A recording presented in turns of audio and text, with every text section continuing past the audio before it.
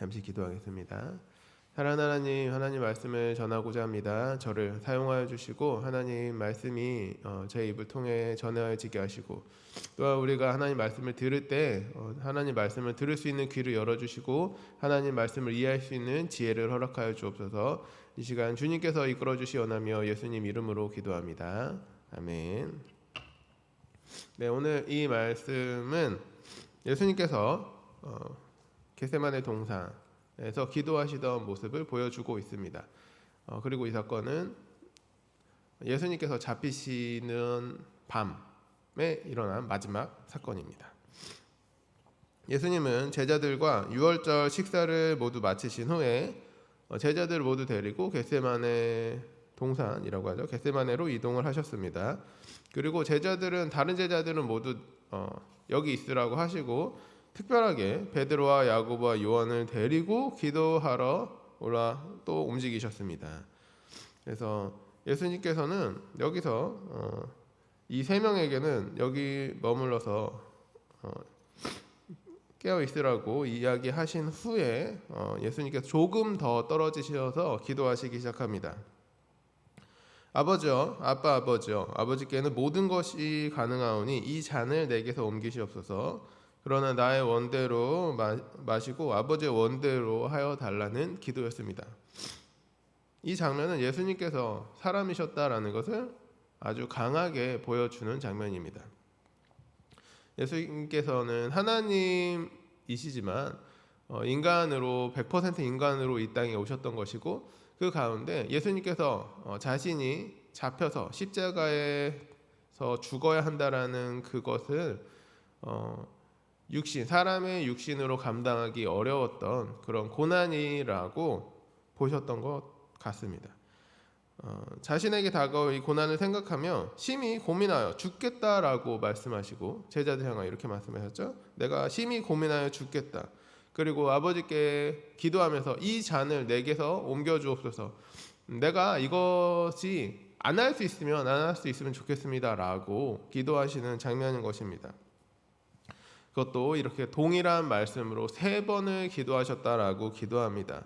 마가복음엔 나오지 않지만 다른 복음서에 보면 예수님의 땀방울이 핏방울이 되어 흘렀다라고 이렇게 표현을 합니다. 이것은 예수님의 스트레스가 얼마나 강했는지를 우리에게 보여주고 있는 것입니다.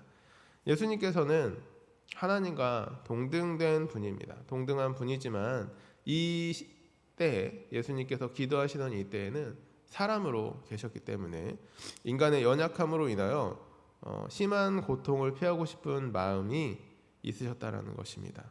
그래서 같은 기도를 3번이나 하시게 됩니다.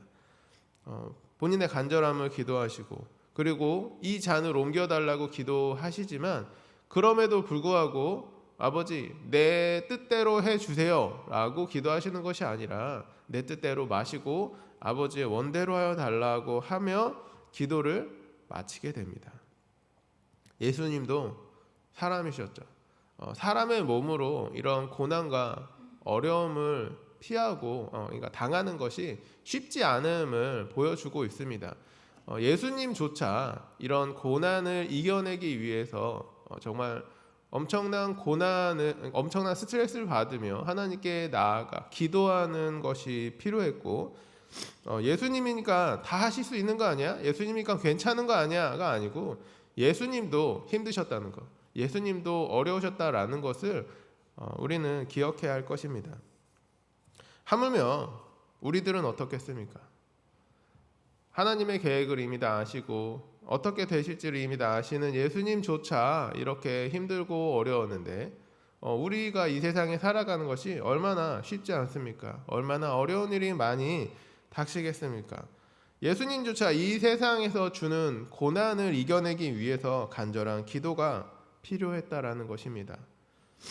비록 하나님께 이 잔을 옮겨달라는 것을 강구해서 그것을 옮기는 것은 아니었지만 기도를 통해서 하나님의 뜻을 다시 한번 확인하고 하나님께서 하실 계획 가운데 순종하기로 원하는 그런 기도의 시간이 필요하셨다라는 것이죠. 이렇게 기도하는 가운데 같은 곳에 움직여서 기도하라, 깨어있으라고 말씀하시는 세 명의 제자들이 등장을 합니다. 베드로와 야고보와 요한입니다. 예수님께서는 이들이 깨어있기를 기도하셨습니다. 그냥 깨있기만 했으면 괜찮을까요? 그냥 깨어있어서 잠들지 않고 서로 대화하며 이야기하고 다른 일을 하고 있었으면 예수님께서 이런 이야기를 하지 않으셨을까요? 그렇지 않을 것입니다. 예수님께서는 이들이 자신의 모습을 보고 함께 기도하기를 원하셨을 겁니다. 예수님의 마음을 알아주기를 원하고 그들이 본인과 함께 기도하여 주기를 원하지 않으셨겠습니까? 예수님께서 첫 번째 기도를 마치고 오셨을 때 이 세 제자들이 자는 것을 보십니다. 그리고는 말씀하십니다.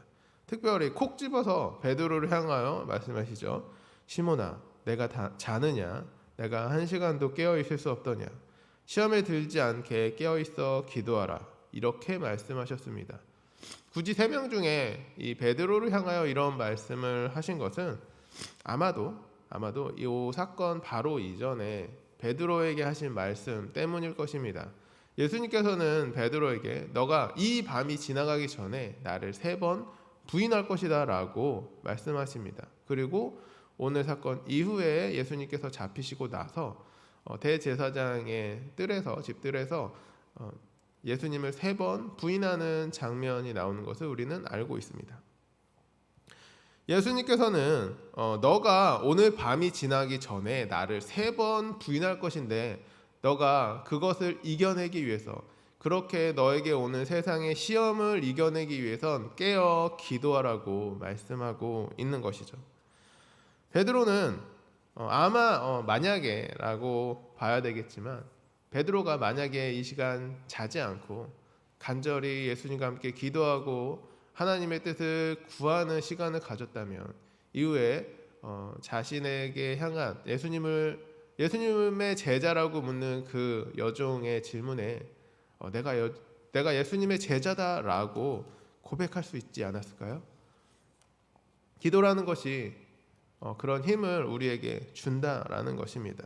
하지만 베드로는 기도하지 못하였습니다.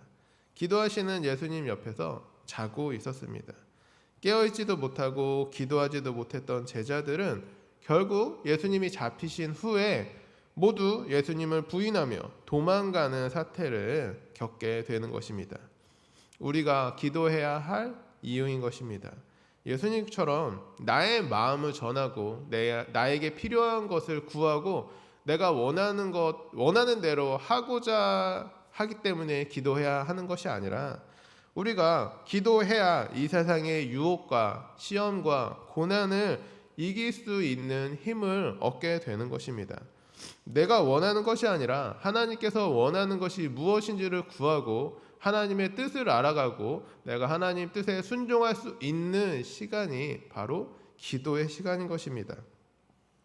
이 세상에 어떤 사람들이 바라는 것처럼 기도해서 비나이다 내가 이것을 원하니 정말 들어주십시오 라고 기도하는 모습이 아니라 내가 이것을 원하고 내가 이러한 어려움에 처했고 내가 앞으로 많은 어려움이 처할 것인데 주님 나를 도와주십시오. 하나님의 뜻이 무엇인지 내가 알게 하시고 내가 하나님 뜻대로 할 수 있는 힘과 용기를 주옵소서라고 기도해야 하는 것입니다.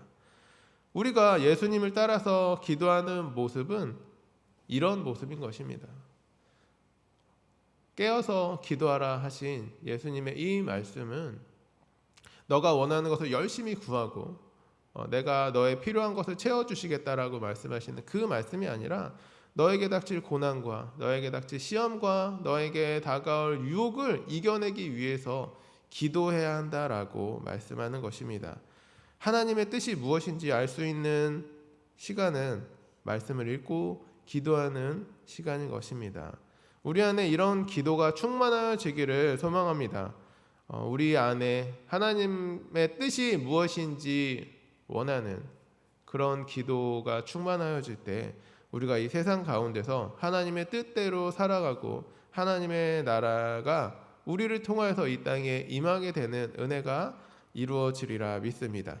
우리가 이 일에 사용될 수 있기를 원하며 하나님께서 우리를 하나님의 뜻대로 사용하여 주시기를 간절히 원하는 시간이 되기를 원합니다. 그래서 우리 모든 성도님들에게 하나님의 은혜와 하나님의 능력이 함께 있기를 이 시간 주님의 이름으로 간절히 축복합니다.